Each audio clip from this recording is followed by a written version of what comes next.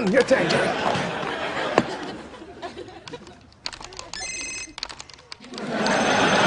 Welcome to Watch Mojo, and today we're counting down our picks for the top 10 worst things the Seinfeld gang has done. Elaine Howe thinks I got problems in both legs. For this list, we'll be looking at the most messed up misdeeds Jerry, George, Elaine, or Kramer committed, either individually or collectively.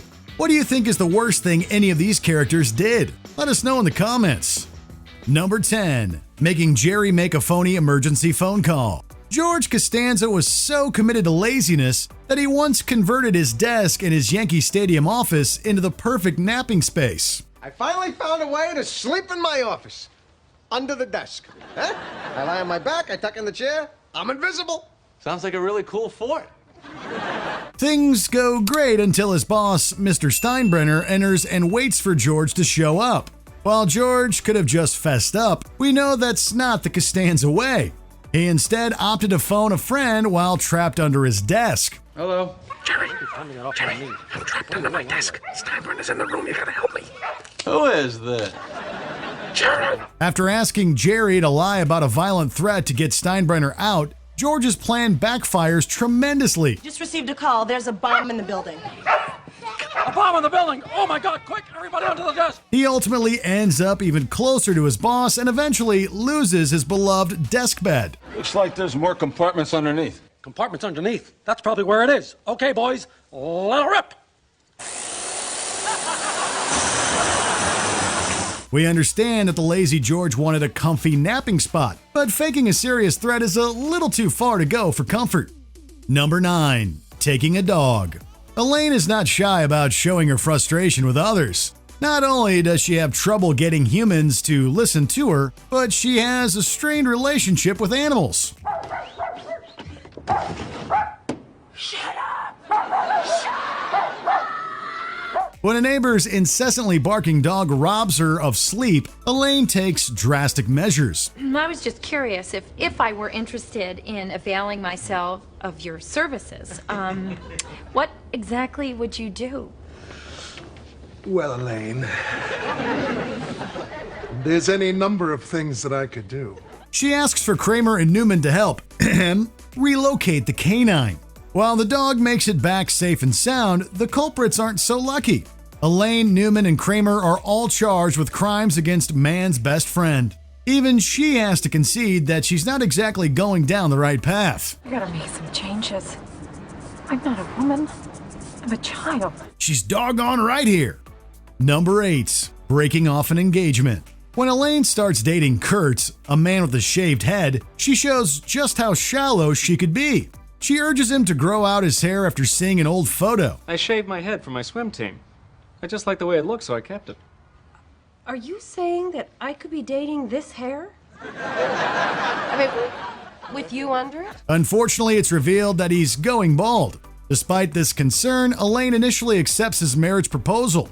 But everything changes after a mix-up and his shaven head gets him mistaken for George. Mr. Costanza, you're under arrest for aiding and abetting a known fugitive. I'm not George Costanza. Save it.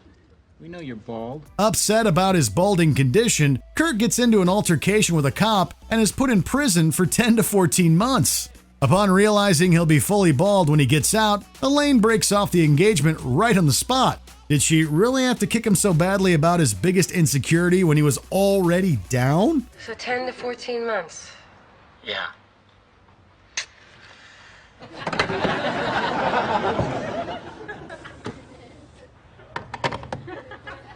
Number 7. Faking a medical condition. George will go to some truly despicable places to exploit even the smallest loophole. While he is temporarily relying on a cane, he interviews with a company called Play Now. After executives assume George has a physical disability, they make him a formal offer complete with his own restroom. When do I start? Whenever you feel that you're able. You need a hand here? Yeah, what the hell? He only further commits to the lie after getting into an accident with his other leg. Is there something wrong with your other leg? What? No, just the old handicap acting up. But your cane's on the wrong side.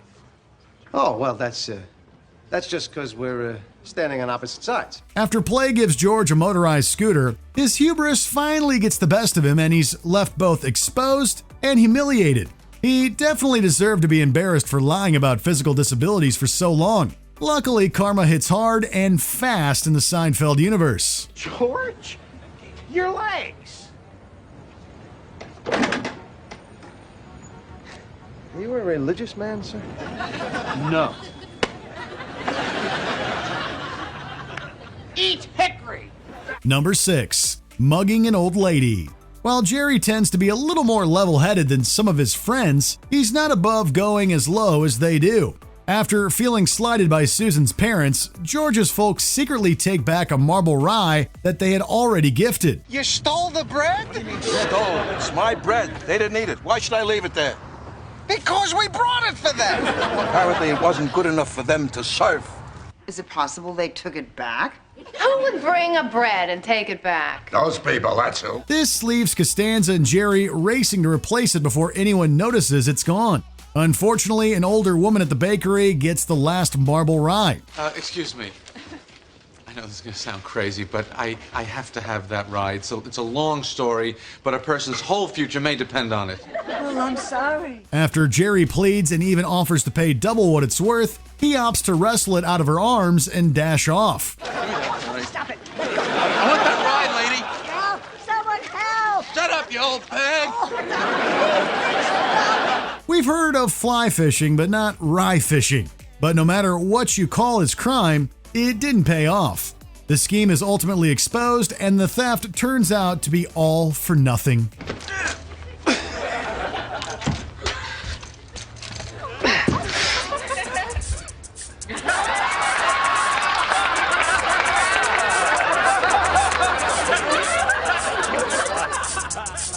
Schnitzes. Number 5. Buying a faulty wheelchair. After Kramer urges George to park in a space reserved for people with physical disabilities, a woman in a wheelchair who needed the space is injured. Hey, what's going on? Some jerk parked in the handicap spot, so this woman in a wheelchair had to wheel up this incline, and halfway up her batteries gave out and she rolled backwards into the wall. Normally, you'd expect them both to get distance from the victim. However, Kramer meets and falls for the woman that got hurt. He even resolves to get her a new wheelchair. All right, now, we gotta go out, we gotta buy a wheelchair. A wheelchair? What for? Well, I went to the hospital today, I saw the woman, and the wheelchair is totaled. We gotta get her another one. While this is a noble gesture in theory, the execution was terrible because Kramer and George purchased a wheelchair with bad brakes. She predictably gets into another accident and rightly breaks things off with him. $240. Well, it was slightly used. Used?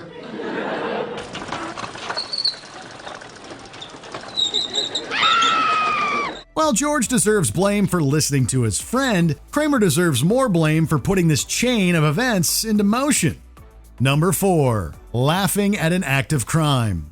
In the show's final installment, we were reminded that the 4 main characters are a problem both individually and as a group. When they witness a man being held up, they don't assist or call for help. Instead, they make a mockery out of him. But the joke's soon on them. By making fun of him instead of helping, they violated a local law. Under arrest? What for? Article 223-7 of the Latham County Penal Code. What? No, we didn't do anything. That's exactly right.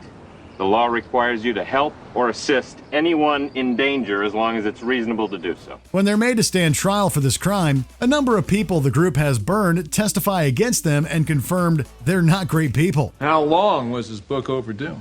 25 years. We don't call them delinquent after that long. What do you call them? Criminals. This trial is a great summary of all the terrible crimes they've gotten away with over the years. After everything they've done, a year in prison was more than a fair sentence. So, anyone from Cell Block D? I am. I'll talk slower. I'm kidding. I love Cell Block D. My friend George is in Cell Block D. Number 3. Knocking people over to escape a fire. In pretty much any given situation, the first person George thinks about is himself. That means he's the last person you'd want to have around in an emergency. When a fire breaks out at a birthday party for his girlfriend's son, George panics. He knocks over children, a birthday clown, and even his girlfriend's grandmother on his way to the exit. George's actions made an already dangerous situation even more unsafe. Fire!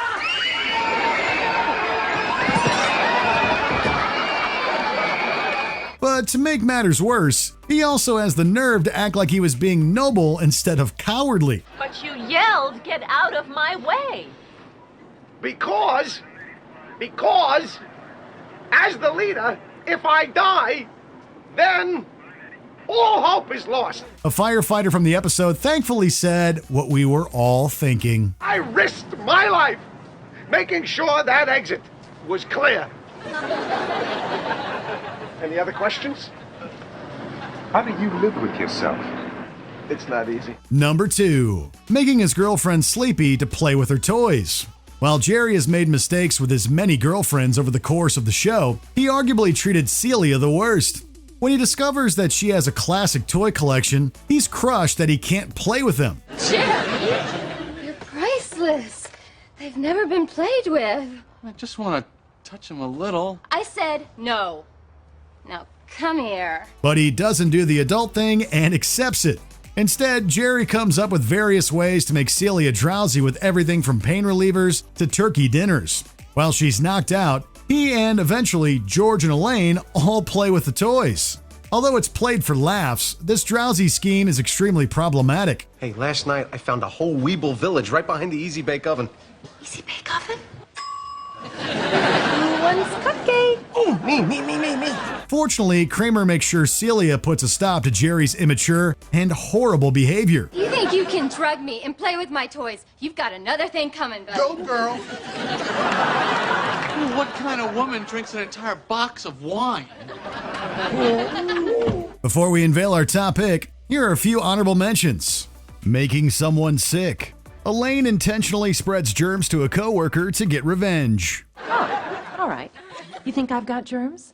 I'll give you some germs. How about some for your keyboard, huh? How about that? You like it? Oh, how about for your stapler? Not giving mouth to mouth. In a life or death situation, Jerry isn't exactly noble. Well, go ahead.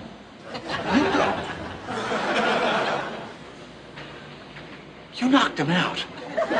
Yeah, but you pulled him in. It. Burning down a cabin. Being careless with a cigar has major consequences. Oh my God, the cabin! What are you two doing here? Look at that! You didn't. My Cubans. Digging up a grave.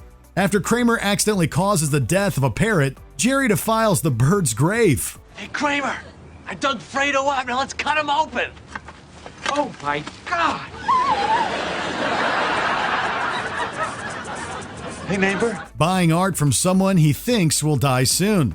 George clearly cares more about money than the value of human life. He's gonna be okay. Where's the luck? There's no luck.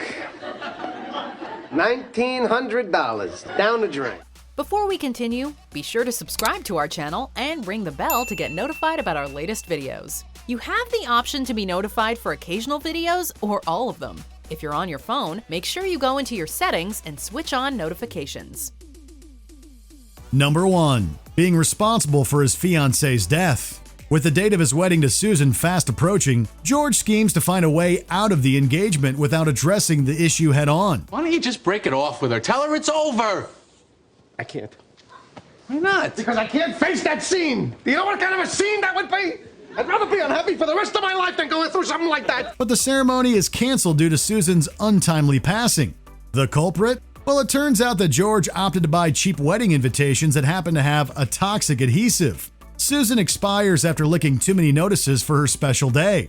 While this was an unfortunate accident, it wouldn't have happened if George wasn't so cheap or if he had handled the wedding situation with maturity. And he further makes himself look bad by not being sad over the news. She's gone.